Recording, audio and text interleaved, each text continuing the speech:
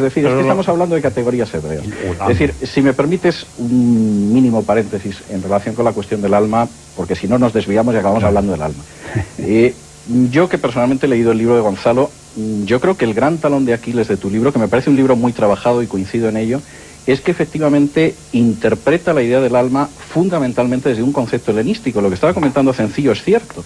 Es decir, es un libro muy útil si efectivamente ese fuera el único concepto, pero precisamente la antropología que aparece en la Biblia, y que por supuesto sigue en el judaísmo del Segundo Templo y en los evangelios, no tiene esa visión del alma. Es decir, esa separación, esa dicotomía entre alma y cuerpo no existe. Y entonces la crítica queda en buena medida invalidada porque realmente estás combatiendo un adversario que yo creo que es combatible y compartiría ahí la lucha contra ese adversario, pero no es precisamente el adversario que uno se encontraría en las páginas de la Biblia. Yo querría responder rápidamente. Sí, es posible que en Qumran, por ejemplo, aparece la imagen de dos mesías, uno sufriente que muere y otro que es militar que libra del yugo romano. Es decir, la idea del Mesías, primero, para empezar, en el judaísmo del Segundo Templo... Ese documento de Qumran no pretende hacer dos Mesías propiamente. Habla de dos Mesías. Sí, pero realmente el Mesías es uno y el otro es un brazo armado del otro Mesías. No. Pero se habla de un Mesías sufriente. En el Midrash de Isaías, por ejemplo, el Mesías es el siervo sufriente, el Evet Yahvé, de Isaías 53, que muere expiatoriamente por los pecados del pueblo y para ser luz de los gentiles. Y el texto de Isaías está entre el siglo V y el VIII antes del nacimiento de Jesús. El texto de Isaías sencillamente es una referencia topológica absolutamente inventada posteriormente. Pero ahí Isaías no prevé... Es un texto... el carácter mesiánico de ese texto de Isaías es sencillamente una superposición posterior. No es cierto. Aparece en el Midrash de Isaías, que es judío, y aparece en el Talmud, hombre, claro, precisamente en referencias anteriores. Tú le has dado a la literatura talmúdica, sobre todo a partir de la época tanaítica, que es cuando toma cuerpo ya... Le doy un valor de fuente. En el famoso concilio de Dafne, ahí se empieza... No, de Dafne no, de Yavne. Y eso es anterior a la redacción de la Mishnah. Perfecto.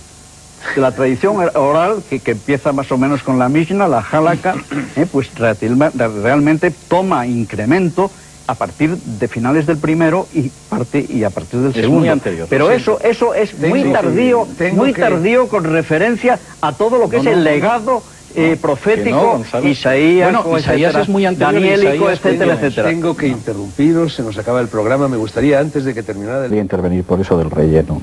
A mí, desde los pavos hasta estas cosas, me gusta mucho, ¿no? Yo creo que hay varias cuestiones que voy a intentar centrar muy brevemente, retomando incluso la que tú planteabas al principio, Fernando.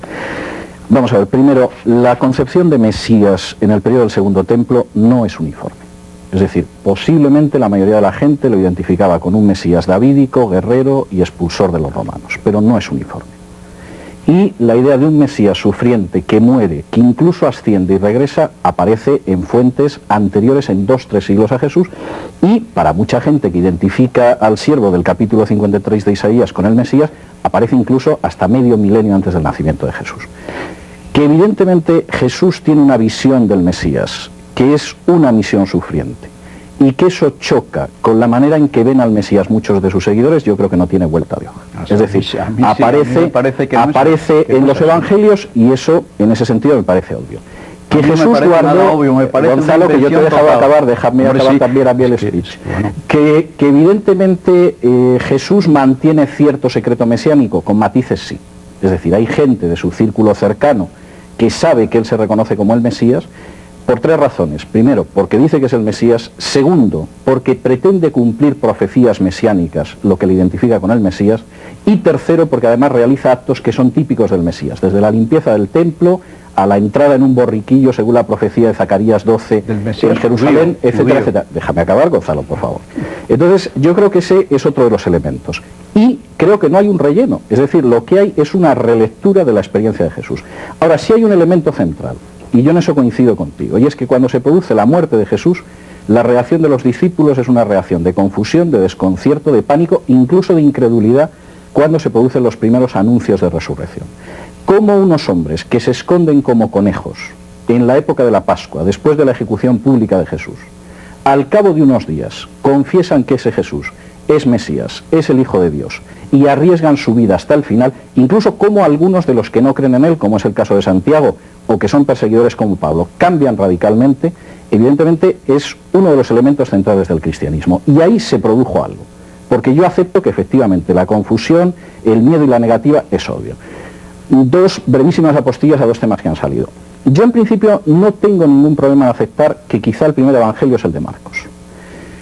Esto es una teoría que tú abrazas, que hay mucha gente desde Vincent Taylor que sostiene, y que yo creo que puede ser verdad, pero puede no serlo. Por ejemplo, el hecho del papiro Tide, de Mateo, que hay que datar entre el 40 y el 50 por el tipo de escritura que tiene, es posiblemente un intento de volver a esa cuestión. Y una última cuestión, que era la que mencionabas tú, Fernando, y reanudo un poco y te devuelvo la pelota en el punto inicial. ¿Existió un elemento gnóstico en el cristianismo? Pues posiblemente desde el principio. Hay huellas de ello en el Nuevo Testamento y además yo diría que hay un enfrentamiento beligerante con él. Por ejemplo, la primera carta de Juan no se puede entender nada más que como un intento de que no se utilice el Evangelio de Juan en clave gnóstica. Y es muy claro. Es decir, la forma en que va desgranando frases del Evangelio de Juan y dándoles la interpretación antinóstica. La epístola de Pablo a los Colosenses es un escrito antinóstico desde la primera línea hasta el último de los versículos. Muy tardío. Es decir, que en ese sentido, evidentemente, claro que hay un enfrentamiento con el gnosticismo al que fundamentalmente yo diría que se le imputan algunos errores inaceptables para la comunidad judeocristiana primitiva. Como es, por ejemplo, el hecho de que sea para unos pocos, el hecho de que hable de un conocimiento limitado y el hecho de que de alguna manera relacione la figura de Jesús con mitos previos que yo diría que no son helenísticos, posiblemente tendríamos que ir a Mesopotamia.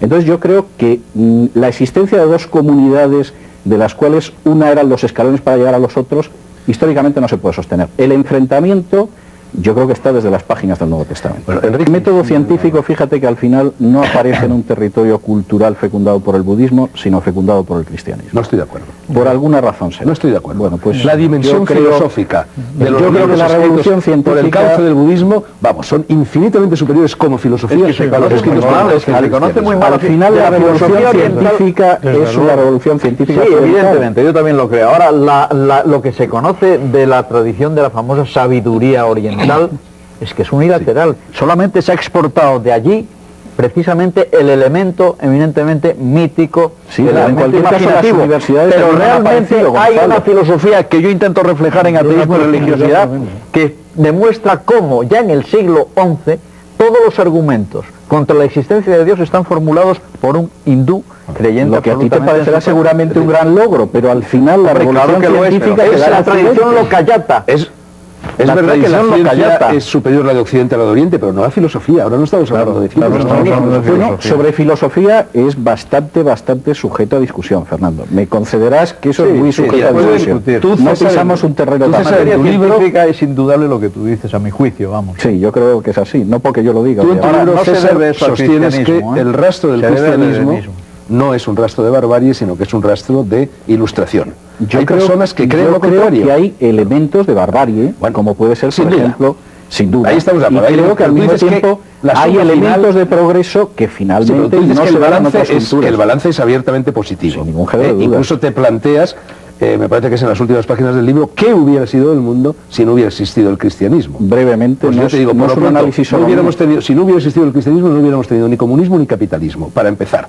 Pero me gustaría yo no estoy muy seguro. Algo de lo que seguramente a lo mejor tampoco tendríamos luz eléctrica, ¿no? Estos dos investigadores, eso viene de los griegos, eso no viene del cristianismo. Pero si los chinos lo habían inventado ya, y los chinos habían ya mucho. Los griegos nos han llegado porque se salvó en los monasterios medievales. El Tao chino está mucho más cerca del espíritu de la cosmología actual que todo lo que hay en las Si los monasterios medievales ni sabríamos ahora mismo quién era. Hombre, tú te limitas a una función transmisora. Es lógico, si ellos tenían todo, también tenían los manuscritos. Los investigadores en este libro, y es ya lo último que digo y el último tema de discusión que propongo, dicen: Al igual que el comunismo, el cristianismo empezó con un mensaje de libertad e igualdad, pero terminó creando un régimen autoritario y despótico. Pone luego los ejemplos de China y la Revolución Cultural, Camboya, etc.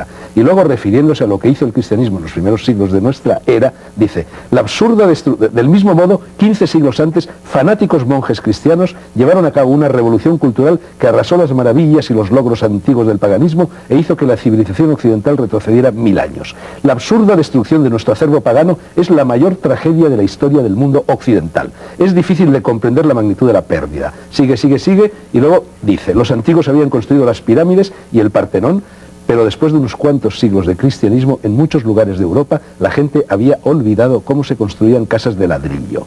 En el siglo I a.C., Posidonio había creado un hermoso modelo giratorio del sistema solar que representaba fielmente las órbitas de los planetas. A finales del siglo IV después de Cristo, era un sacrilegio no creer que Dios colocaba las estrellas en el cielo todas las noches. En el siglo III a.C., el estudioso alejandrino Eratóstenes había calculado correctamente la circunferencia de la Tierra con un escaso margen de error, pero ahora se consideraba una herejía no creer que la Tierra era plana. Nos hicimos, ellos, la siguiente pregunta: si el paganismo era tan primitivo y el cristianismo literalista es la única religión verdadera, ¿por qué fue sustituida la civilización pagana por los 1000 años que acertadamente llamamos la Edad de las Tinieblas? Pues muy sencillo, porque se produjeron las invasiones bárbaras. ¿Dónde hay que firmar? Vamos, es que es... ¿cómo dónde hay que firmar? Oye, la cultura pagana mantenía la esclavitud como una institución. Oye, la esclavitud en Pablo es un tema que es muy lejos de lo que tú dices. Absolutamente como una institución. Mira, el capítulo 13 de la epístola a los romanos, el capítulo 13 es probablemente la declaración del despotismo del poder más impresionante. Además, en otra epístola dice Pablo que hay que obedecer al poder civil con miedo y con temblor. Y de ahí el título del libro de Kierkegaard. Y la carta a Filemón.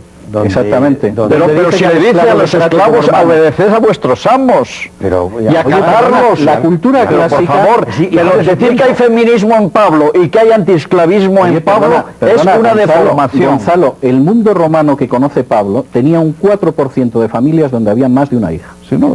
Y en excavaciones arqueológicas lo que aparecen sobre todo son criaturas abandonadas, en su mayor parte mujeres.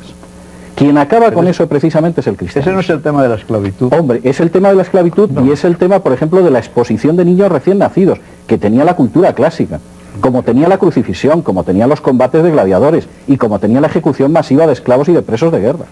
Y quien acaba con eso es el cristiano. César, tú no idealicemos, por favor, el mundo clásico. Eso era maravilloso. La filosofía griega desde Aristóteles en adelante acaba también con eso. Aristóteles coge la ética, claramente que la gran ética o la ética que son inferiores. No. Bueno, y que hay naciones que están destinadas a ser esclavas porque son inferiores. Pero la ética y eso lo suscribiría Hitler, pero no San Pablo. Hombre, es que lo que hace en el Imperio Romano el cristianismo es precisamente consagrar el Imperio Romano como una realidad indiscutible. Dice que los planetas están movidos cada uno por un horistón, que es una especie de ángel, No pongamos a Aristóteles como si fuera... No, Aristóteles tenía sus problemas. Es decir, es muy complejo una época por... A mí me parece que en ese libro que estaba precisamente la esclavitud acaba caricaturas con el cristianismo. Positivas y negativas. Luis, no sé, por ejemplo, César Vidal, y estamos ya fuera de tiempo, pero tú dices, César, en la página 14, dices: el legado de Roma no quedó del todo aniquilado por los bárbaros en virtud de la colaboración prestada por los perseguidos cristianos. Claro, ¿no? Si los bárbaros eran cristianos también. Bueno, los bárbaros en algún caso eran cristianos en un momento determinado y en otros casos luego dices, en la segunda parte nos acercaremos a la manera en que el cristianismo... Efectivamente, Atila, por ejemplo, no era cristiano. En la segunda parte nos acercaremos a la manera en que el cristianismo no solo salvó la cultura clásica durante la Edad Media, sino que incluso sentó las bases una y otra vez de una cultura común europea. Bueno, yo creo que eso me parece no lo hicieron los cristianos, lo hicieron en todo caso los árabes, los judíos y los cristianos españoles en la Escuela de Traductores de Toledo. Y los propios llamados y los bárbaros cristianizados hacen eso. El Renacimiento fue una recuperación. Bueno, cristianizados, helenizados y romanizados. Helenizados y romanizados. Inevitablemente, claro, no había otra forma. Es decir, el Renacimiento... Si querías pintar a tu prima, tenías que darle la forma de la Virgen María, porque si no, no te financiaban el cuadro. Sin una referencia al cristianismo. Es decir, Erasmo empieza con un texto crítico del griego del Nuevo Testamento. Pero sí, ya se sabe que el cristianismo no se puede saltar. Y el elogio de la locura y los adagios de Erasmo son libros de crítica cristiana. Bueno, dentro de un año, cuando llegue la próxima Semana Santa, os emplazo a todos y seguimos con la conversación. Como don Juan Tenorio y el comentario. El que da lo que tiene, no tiene por qué dar más. Hemos consumido ya